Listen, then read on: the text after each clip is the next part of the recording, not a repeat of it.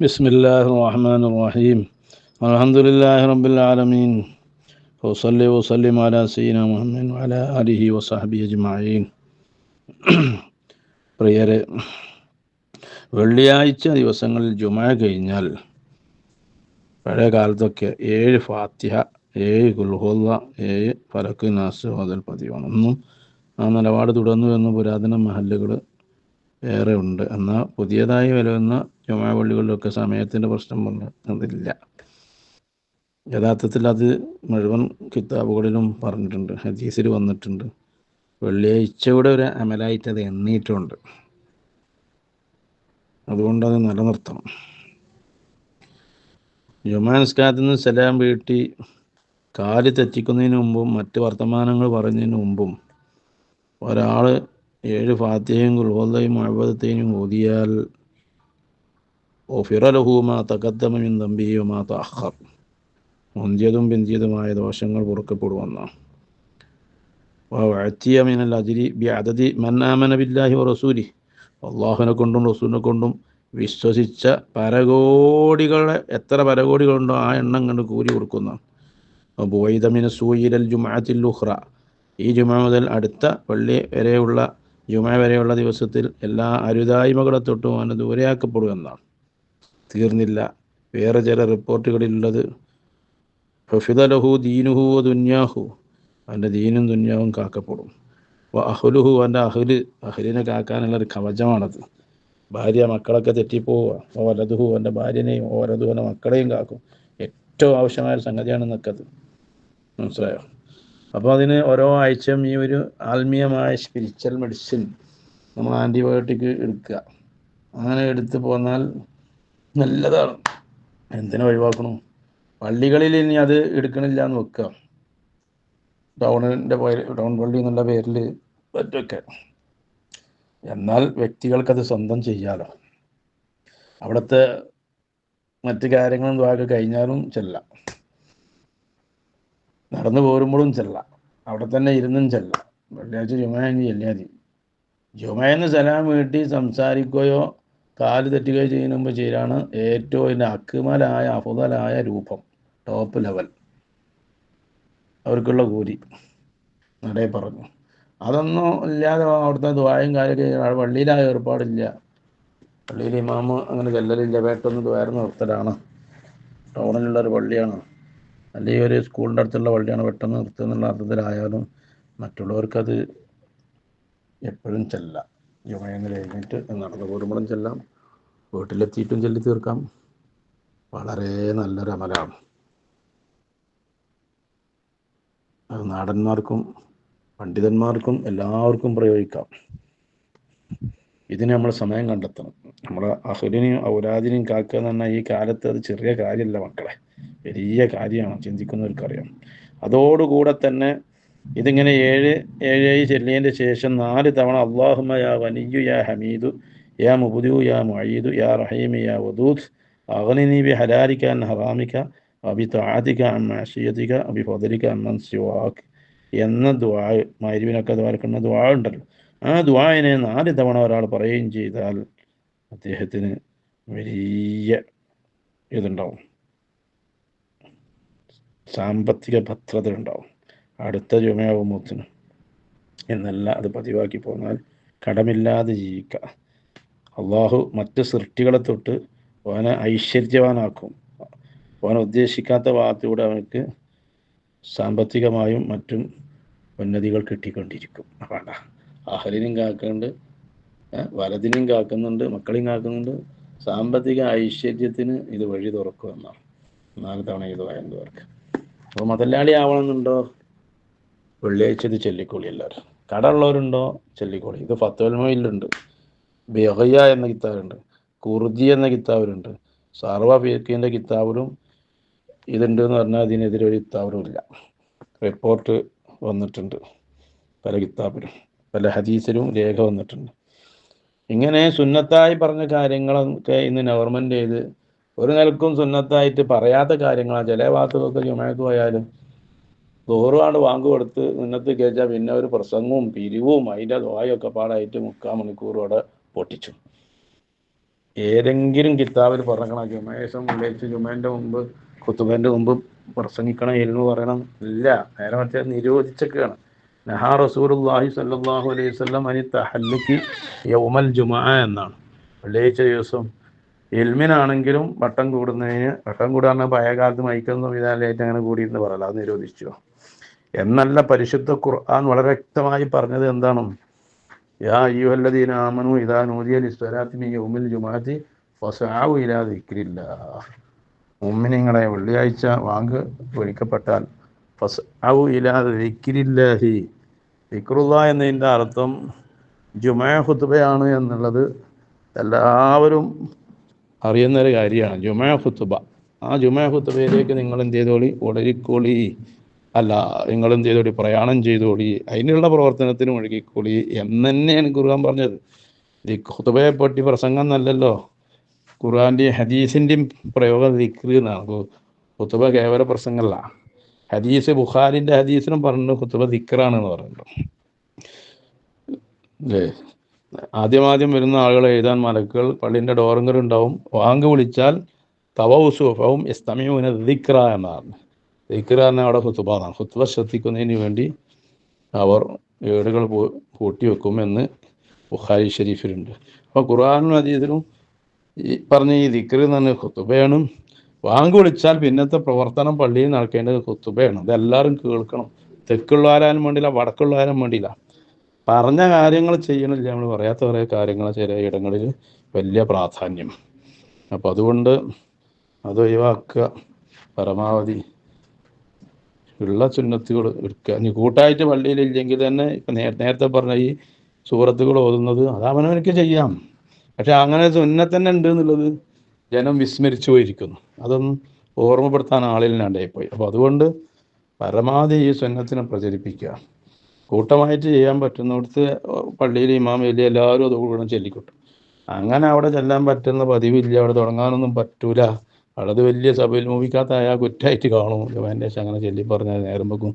എന്നാൽ അവനവനും ചൊല്ലിക്കോട്ടെ. പള്ളിയിലെ ദുആയും തസ്ബീഹും തഹ്മീദും തക്ബീറൊക്കെ കഴിഞ്ഞതിന് ശേഷം ദുആയും കഴിഞ്ഞിട്ട് അയാൾക്കൊരു 4-5 മിനിറ്റ് എടുത്താൽ ഇത് 7 വട്ടം ചെല്ലാൻ അത്ര പണി ചെല്ലോ. ഒരു ഫാത്തിഹയും 3 സൂറത്തുകളും അല്ല ഉള്ളത്.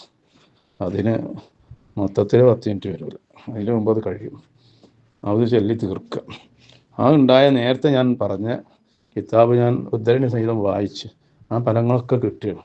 അങ്ങനെ ആകുമ്പോൾ ബർക്കത്തുള്ള ഒരു സാമ്പത്തിക ഫിറ്റ്നസ്, മ്യൂച്വൽ ഫിറ്റ്നസ് നമുക്കുണ്ടാവും. ഉള്ള ജോലിയിലും സമ്പത്തിലും അല്ലാഹു തആല ബർക്കത്ത് ചെയ്യാനും അത് കാരണമാവും. അതോടുകൂടെ നേരത്തെ പറഞ്ഞ് കൂട്ടി വായിക്കണം. കുടുംബത്തിനെ, മക്കളെ, ഭാര്യനെ ഒക്കെ അത് വലിയ ഹിഫ്ദ് ചെയ്യുമെന്ന് കൂടെ റിപ്പോർട്ടുകളിലുണ്ട്. അതോടുകൂടെ തന്നെ അള്ളാഹുവിനെ കൊണ്ടും റസൂലിനെ കൊണ്ടും വിശ്വസിച്ച പരകോടി ആളുകളുണ്ടാവുക. കഴിഞ്ഞു പോയതും മരണപ്പെട്ടു പോയതും വരാൻ പോകുന്നതും ഒക്കെ ഇപ്പം നിലവിലുള്ളതുമായ എത്രയോ കോടി ആളുകൾ. ആ ആളുകളെ എണ്ണം കണ്ട് കൂലിയും കിട്ടുന്നൊരു പരിപാടി അഷ്റഫുൽ ഖൽഖ് റസൂലുള്ളാഹി സ്വല്ലല്ലാഹു അലൈഹി വസല്ലം പറയുകയും ഇമാമുകൾ അത് അവരുടെ ഗ്രന്ഥങ്ങളിലൂടെ നമ്മുടെ ഫത്വൽ മഈനിൽ വരെ അത് കൃത്യമായി പറഞ്ഞിട്ടുണ്ട്. ഇമാം സുയൂത്തി ഇമാം അവിടെ അല്ലുമ എന്ന കിതാബിൽ പറഞ്ഞിട്ടുണ്ട്. ഖുർദി ഇമാം പറഞ്ഞിട്ടുണ്ട്. ബഗിയത്തുൽ മുസ്തശീൽ പറഞ്ഞിട്ടുണ്ട്. കിതാബുകളിലെല്ലാം ഇതുണ്ട് എന്നുള്ള വിവരം സർവ്വജനങ്ങളെയും ഞങ്ങൾ അറിയിക്കുകയാണ്. അതുകൊണ്ട് സുന്നത്തായിട്ട് ഇമാമുകൾ പരാമർശിച്ച പ്രമാണബദ്ധതയുള്ള പ്രമാണങ്ങൾ, ഗ്രന്ഥങ്ങൾ, ആധികാരിക ഗ്രന്ഥങ്ങൾ പിന്തുണക്കുന്ന കാര്യങ്ങളിലേക്ക് തിരിച്ചു വരിക. പിന്തുണ ഇല്ലാത്തൊക്കെ ഒഴിവാക്കുക. കൂട്ടമായി ചെയ്യാൻ കഴിയാത്തവർ ഒറ്റക്ക് ചെയ്താലും ദ്വാൻ്റെ ശേഷം ചെയ്താലും അടിസ്ഥാന സുന്നത്ത് കിട്ടുമെന്ന് വിവിധ കിതാബുകൾ ഇതേക്കുറിച്ച് പറഞ്ഞിട്ടുണ്ട്. ജുമയുടെ മുമ്പുള്ള പ്രസംഗം ഉണ്ടല്ലോ, ഒരൊറ്റ കിതാബിൽ വലത്തുനിന്ന് എടുത്തേക്ക് എഴുതിയ കിതാബിൽ അതൊരു പുണ്യമാണെന്ന് പറഞ്ഞിട്ടില്ല. മറിച്ച് അതിന് എതിരാളുള്ള ഇലാമു സാജിദ് അഹ്കാമിൽ മസാജിദ് എന്ന സർക്കശി ഇമാമിൻ്റെ കിതാബിൽ അത് കറാഹത്താണെന്ന് പറഞ്ഞിട്ടുണ്ട്. അതുപോലെ യഹ്യയിൽ അതേക്കുറിച്ച് സൂചിപ്പിച്ചിട്ടുണ്ട്. പല കിതാബുകളിലും പറഞ്ഞിട്ടുണ്ട്. ഇത് തെറ്റാണ്. കാരണം സ്ഥിരപ്പെട്ട സുന്നത്തിന് വിഘാതം വരികയാണ്. സ്വലാത്ത് ചെല്ലലുകൾക്ക് പോലെ തുടങ്ങിയ ജുമയുടെ സ്ഥിരപ്പെട്ട സുന്നത്തുകൾക്ക് നഷ്ടപ്പെടുകയും സ്ഥിരപ്പെടാത്ത സുന്നത്തുകൾ കൊണ്ടുവരികയാണ് ചെയ്യുന്നത്. നബി സല്ലല്ലാഹുവിൻ്റെ പതിവ് എന്താണെന്ന് ഹദീസിൻ്റെ ഗ്രന്ഥങ്ങളിൽ മറ്റും പരാമർശിച്ചിട്ടുണ്ട്. കാന ഇദാ ഹദറ അഷ്റഫുൽ ഖൽഖ് റസൂലുള്ളാഹി സ്വല്ലല്ലാഹു അലൈഹി വസല്ലമ പള്ളിയിൽ ഹാജരായാൽ പിന്നെ ഖത്തബ, ഉടൻ ഖുതുബയാണ്. കാരണം ബാങ്കിന് സമയമായിട്ടാണ് ബാങ്ക് അവിടുന്ന് വരിക. ഖതീബുകൾ അങ്ങനെ പറഞ്ഞു, നേരത്തെ തന്നെ പള്ളിയിൽ ഒന്ന് ഉത്തിരിക്കാതിരിക്കലാണ് നല്ലത്. കാന ഇദാ ഹദറ, അവിടെ നിന്ന് ഹാജരായാൽ ഖത്തബ, ഖുതുബ ഓതാനാണ് പണി. ഇതിൻ്റെ ഇടയിൽ പിന്നെ വേറൊരു പണിയില്ല അവിടെ. വൈദാ ഖത്തബ, ഖുതുബ ഓതിയാല മുവാലാത്ത്, തുടർച്ച മുറിയുന്നതിന് മുമ്പായിട്ട് സ്വല്ല, യുമയസ്കരിക്കും. കണ്ട, ഈ ഒരു പതിവാണ് ഉള്ളത്. അപ്പോൾ ജനങ്ങളുടെ സലാത്തുകൾ മുടക്കുക എന്നുള്ളത് വലിയ തെറ്റാണ്. അത് മുടക്കാതെ നമ്മൾ കമ്മിറ്റിയിൽ ഇതിന് കാരണമാകും, ഒരു കമ്മിറ്റികളും അതിന് കാരണമാകും, ഒരു ഉസ്താദുമാരും അതിന് കാരണമാകും. റസൂലുള്ളാഹിയുടെ സലാത്ത് എല്ലാം പ്രത്യേകം അധികരിപ്പിക്കാൻ പറഞ്ഞാണ് വെള്ളിയാഴ്ച. അത് നമ്മളീ ഈ താറപ്രസംഗം നടത്തലുകൊണ്ട് അത് നഷ്ടപ്പെടും. ഒരു സുന്നത്തിന് എതിരാവുകയോ എതിരാവുന്നതിലേക്ക് കൂട്ടുകയോ ചെയ്യുന്ന കാര്യങ്ങളൊക്കെ ബിദ്അത്തായി മാറുന്നുള്ളത് വിവിധ കിതാബുകളിൽ ഇമാം നവവി റളിയല്ലാഹു അൻഹു, അവിടുത്തെ ഉസ്താദ് അബൂ ശാമ റളിയല്ലാഹു അൻഹു, അവിടുത്തെ അൽ ബായിസ് എന്ന കിതാബിലും പറയുന്നുണ്ട്. സുന്നത്തിനെതിരാവുകയോ എതിരാവിലേക്ക് കൂട്ടുകയോ ചെയ്യുന്നതൊക്കെ ബിദ്അത്താണ്. ബിദ്അത്ത് കുല്ലു ബിദ്അത്തിൻ ദലാല വ കുല്ലു ദലാലത്തിൻ ഫിന്നാർ. ബിദ്അത്ത് വർജിക്കേണ്ടതാണ്. അത് മനുഷ്യനെ നരകത്തിലേക്ക് എത്തിക്കുന്ന കാര്യങ്ങൾ കൂടിയാണ് ബിദ്അത്ത്. ശരിക്കും പറഞ്ഞാൽ ഇനി പത്തുലമയിൽ നോക്കിയാൽ കാണാം, ഇതാ ബക്കറൽ ഖത്തീബു, ഖത്തീബ് നേരത്തെ തന്നെ പള്ളിക്ക് വന്ന് കുത്തുന്നാൽ ജനങ്ങൾ നേരത്തെ അതുപോലെ മുതൽ സുബഹി മുതൽ തന്നെ ജുമഅക്ക് വരാൻ കൽപ്പിക്കപ്പെട്ടവരാണ്. ഒന്നാമത്തെ ടൈമിൽ വന്നവർക്ക് ഒരു ഒട്ടകം അറുത്ത് ദാനം ചെയ്ത കൂലി, രണ്ടാമത്തെ പീരീഡിൽ ആ ജുമഅൻ്റെ മുമ്പുള്ള പീരീഡിനെ സമയത്തിന് 6 ഡിവൈഡ് ചെയ്ത് 6 പീരീഡ് കഴിക്കിയാൽ ഓരോ പീരീഡിനും വലിയ വലിയ സ്ഥാനങ്ങളാണ്. അത് ചർച്ച ചെയ്തിട്ട് പത്തുലമയിൽ പറഞ്ഞാണ് വൈദാ ബക്കറൽ ഖത്തീബ്, ഇനിയൊരു ഖത്തീബ് നേരെ മാമൂമിങ്ങൾ തരുന്ന മാതിരി ഓൻ നാത്തന്നെ പള്ളിക്കൽ അവിടെ വന്ന് ഉത്തർന്നാൽ അവിടെ ഹാലഫ സുന്നത്താണ്. ഓൻ സുന്നത്ത് വിരുദ്ധമാണ് ചെയ്തത് അല്ലേ. അപ്പോൾ കുത്തുബോധനത്തിന് മുമ്പ് വരിക നാത്ത വരിക, കുത്തുബോധന സമയം അവൻ പള്ളിയിൽ കയറാൻ പാടില്ല. അപ്പോൾ ഓരോ റൂമിലൊക്കെ കയറിയിരിക്കണേ ഖത്തീബന്മാർ. അപ്പോൾ അതിന് വിരുദ്ധമായിട്ട് നേരത്തെ ഓനോന് വരാൻ ഇസ്ലാം തേടുന്നില്ല. അപ്പോൾ പ്രസംഗിക്കണമെങ്കിൽ നേരത്തെ ഖുതുബൻ്റെ മുമ്പ് ഒന്ന് പള്ളിയിൽ ജനങ്ങളൊന്ന് ഹാജറാണ്. എന്നിട്ട് പ്രസംഗിച്ച് ഓൻ്റെ അരമണിക്കൂറോ 3/4 മണിക്കൂറോ നിന്ന് കഴിഞ്ഞിട്ട് പിന്നെ ഓന് രണ്ടാമത് ഖുതുബക്ക് പിന്നെ ഒന്ന് ഒരുങ്ങി വരികയാണ്.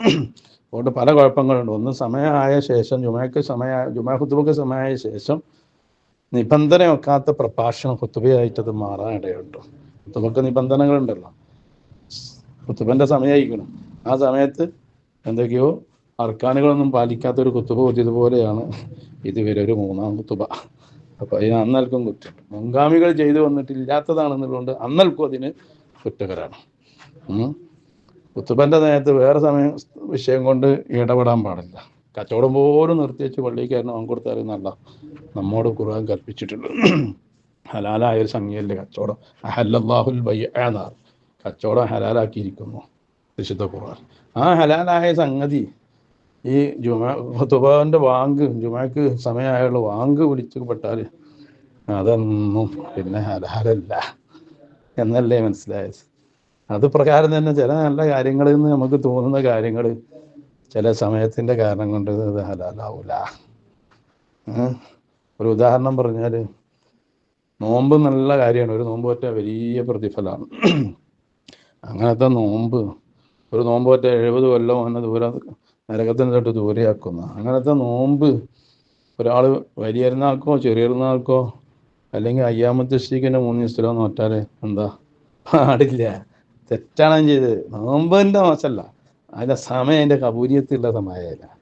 എന്ന് പറഞ്ഞാൽ ഈ ജുമേൻ്റെ മുമ്പ് പ്രസംഗിച്ച ഇൽമൊക്കെ പറയുന്നുണ്ടാവും, ഇൽമ നല്ലതാ, നോമ്പ് നല്ലതെന്ന് പറഞ്ഞാൽ ആ ടൈം അതിൻ്റെ കബൂലിയത്ത് എടുക്കണില്ല. പെരുന്നാൾക്ക് നോമ്പ് പറ്റാൻ മാറി. അപ്പം അതുകൊണ്ട് ഈ കമ്മിറ്റിക്കാരും കാരണന്മാർ ഉമറാക്കന്മാർ അവരറിയാതെയാണ് ഇതിൽ പലരും ആദ്യകാലത്ത് വീണ് പോയിട്ടുള്ളത്. സംഗതി ന്യായങ്ങളൊക്കെ പലതും ഉണ്ടാവും. ജനങ്ങൾക്ക് വയത് പറയാനോ ഉപദേശിക്കാനൊന്നും ആരും കിട്ടണമെന്നില്ല, ഒരു ഏതൊരു ക്ലാസ്സൊന്നും വരണമെന്നില്ല. അതുകൊണ്ട് കിട്ടിയെടുത്തിട്ട് ഉപദേശിക്കുകയെന്ന് വെച്ചാൽ അത് അങ്ങനെയെന്ന് പറഞ്ഞുകൊണ്ട് ഈ ഉള്ള സുന്നത്ത് അവിടെ നഷ്ടപ്പെടുത്താൻ പാടില്ല. അവിടെ കുറേ സുന്നത്തുകൾ ജുമഅക്ക് വന്നവർക്ക് ചെയ്യേണ്ടത് നഷ്ടപ്പെടുന്നുണ്ട്. അപ്പോൾ നിസ്കാരങ്ങൾക്ക് ശേഷം അല്ലെങ്കിൽ ജുമയ്ക്ക് ശേഷമൊക്കെ ദുആ സുന്നത്താണ്. നിസ്കാരത്തിന് ദ്വാരക്കണം ഖുർആൻ പറയില്ല, ഇദാ ഫറഗ്ത ഫൻസബ്, നിസ്കാരത്തിന് ചോദിച്ചാൽ ദ്വാരക്കണം എന്ന് പറഞ്ഞു. സലാം വീട്ടി അധികം ആളുകൾ നീച്ചു പോകണം. അതുകൊണ്ട് എന്താ ചെയ്യുക, ദ്വാരക്കാൻ അള്ളാഹ് കൽപ്പിച്ചേക്കണമെന്ന് പറഞ്ഞു കണക്കാത്തിൻ്റെ അമ്മനെ ധാരണയില്ല. അഡ്വാൻസ് ആയിട്ട് ദ്വാരക്കാം. ഖുർആൻ പറഞ്ഞൊരു കാര്യമില്ലേ, ഉത്തരം കിട്ടുന്ന ദ്വായ 3 പറഞ്ഞതിലൊന്ന് ദൂരസ്ഥലവാത്തിൽ മക്തൂബാത്ത് എന്നാണ്. അത് നിസ്കാരങ്ങൾക്ക് ശേഷമല്ല. അത് നിസ്കാരം കഴിഞ്ഞാൽ സലാം വേണ്ടാം, സലാം കിട്ടും, ജനങ്ങൾ എണീറ്റ് പോകുക എന്നുള്ളതുകൊണ്ട് ആ ന്യായം പറഞ്ഞിട്ട് എന്ത് ചെയ്യാൻ പറ്റുമോ, പിന്നെ അത് പറ്റില്ലല്ലോ. എന്നാൽ ദ്വായ നമുക്ക് നടത്താണ്ട് വെക്കുക, അതൊന്നും ന്യായമല്ല. അങ്ങനല്ലേ, അതൊന്നും ഒരു ന്യായമല്ല. ചെരുപ്പാണ് മുറിച്ചോണ്ട്, ഈ കാലല്ല മുറിച്ചോണ്ട്. ഒരു അമല് അതിൻ്റെതായിരിക്കുന്ന അതിൻ്റെ വ്യക്തിത്വം, സോളിഡാരിറ്റി, അതിൻ്റെ വ്യക്തിത്വം, ശഖ്സിയത്ത് ഒക്കെ അത് അതിൻ്റെതായ മട്ടുചുറ്റിൽ നിർത്താൻ എല്ലാ ബഹുമാനപ്പെട്ട കാരണവന്മാരും ശ്രദ്ധിക്കണം. മഹലിൻ്റെ ഉത്തരവാദിത്വമുള്ള ആളുകൾ വലിയ സേവനം ചെയ്യുന്നവരാണ്. ശമ്പളം പറ്റാതെ മഹലിന് ജോലി ചെയ്യുന്നവരാണോ, സേവനം ചെയ്യുന്നവർക്ക് വലിയ കൂലിയാണല്ലോ അവൻ്റെ അടുക്കൽ. ഏത് മസ്ലഹത്തായ കാര്യങ്ങളായിരിക്കണം. നമ്മളെ കാരണം കൊണ്ടേ കാരണം ഒരു നാട്ടിൽ ചിലപ്പോൾ പുത്തനാശയം വരികയാണെങ്കിൽ നമ്മൾ കയ്യും കെട്ടി നിന്ന് മറുപടി ഉണ്ട്. മനസ്സിലായി, കൊല്ലുക്കും റായിൻ കൊല്ലുക്കും മസ്ഊലും റായ്യത്ത് ചെയ്യുന്ന എല്ലാവരും ഭരിക്കുന്നവരാണ്. കൊല്ലുക്കും മസ്ഊലും റായ്യത്തി, തൻ്റെ കീഴിലുള്ള സംഗതികളെ പറ്റി അവരോട് ചോദ്യം ചെയ്യപ്പെടും. അള്ളാഹു നമ്മളെ കാത്തു രക്ഷിക്കട്ടെ, സലാമത്തിലാക്കട്ടെ. അപ്പം അതുകൊണ്ട് എങ്ങനെയാണോ ശറഅ് പറയുന്ന രൂപത്തിൽ, ഇതൊരു പ്രത്യേക പാർട്ടിൻ്റെ അതിൻ്റെ ഒന്നും അല്ലാതെ എല്ലാ പാർട്ടിയിൽപ്പെട്ട ഉലമാവും ജുമാൻ്റെ മുമ്പ് പ്രസംഗിക്കുന്നത് ശരിയല്ല, സമയമായിട്ട് കൃത്യമായിട്ട് പറഞ്ഞിട്ടുണ്ട്. എല്ലാവരും തന്നെ എല്ലാവരും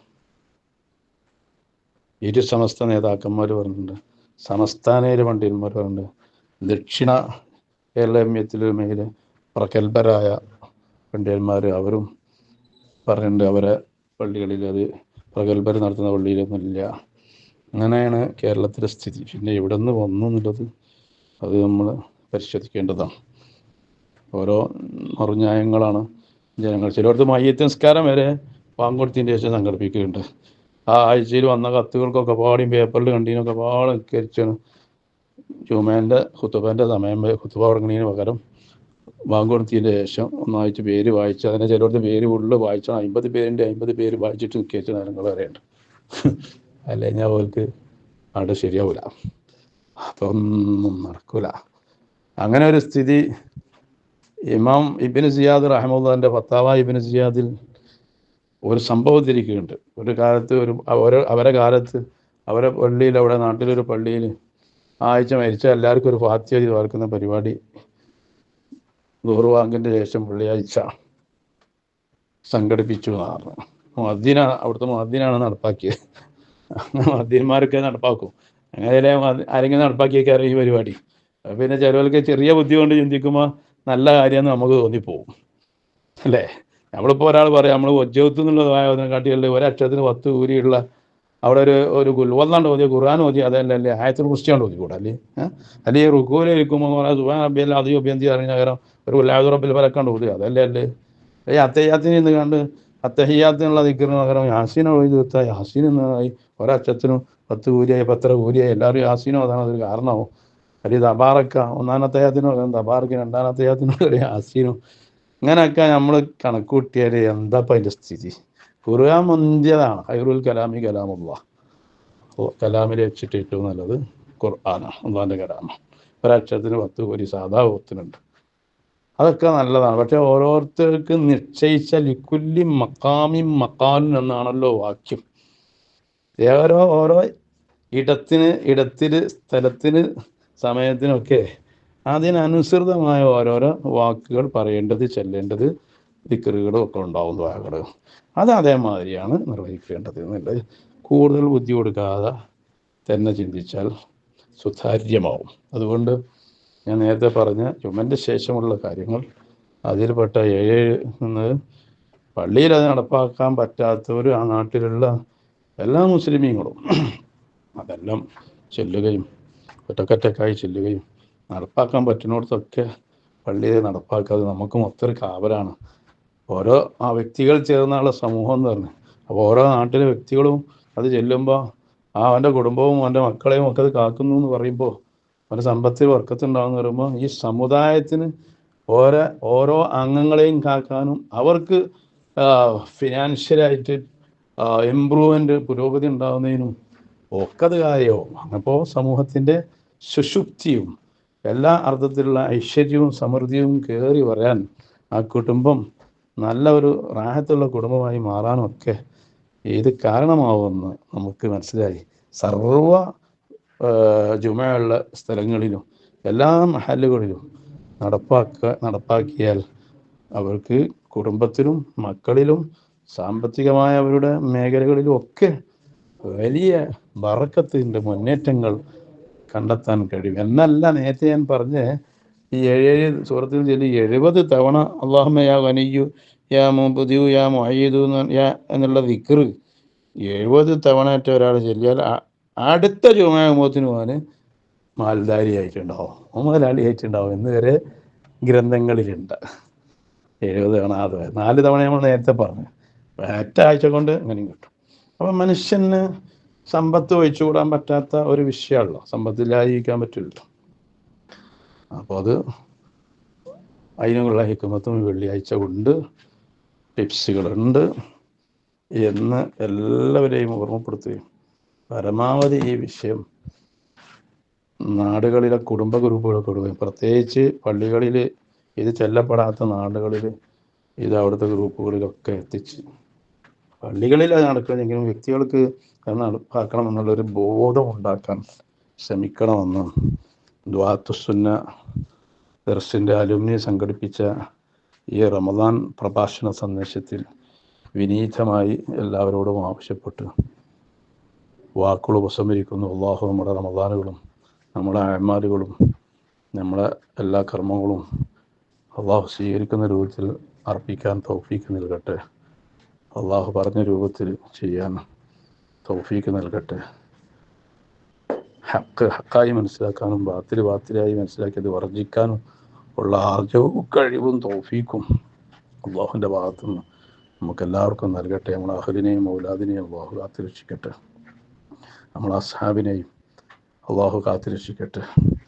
നമ്മുടെ സാമ്പത്തികമായ ചോയ്സുകളിലൊക്കെ അള്ളാഹു ബർക്കത്ത് ചെയ്യട്ടെ എന്ന് ദുആ ചെയ്യുന്നു.